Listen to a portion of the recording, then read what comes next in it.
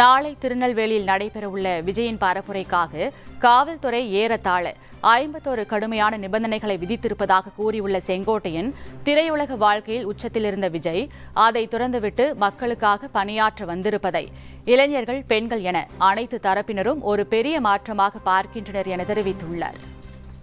எத்தனை விதிமுறைகள் உங்களுக்கு?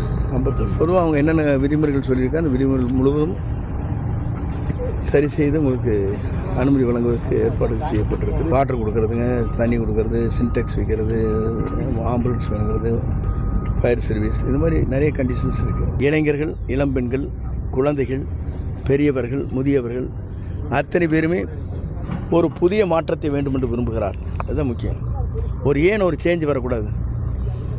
அவருடைய உச்சகட்டத்தில் இருக்கிற திரைப்படத்தில் விட்டுவிட்டு தான் பணியாற்ற ஒருவர் வந்திருக்கிறார் என்று சொன்னால் அவர் ஏன் வரக்கூடாது என்பதுதான் அவருடைய கேள்வி. வர வேண்டும், அவர்தான் நாட்டை ஆள வேண்டும் என்பதுதான் மக்களுடைய ஆசை. அந்த கனவு கண்டிப்பாக வெற்றி பெறும்.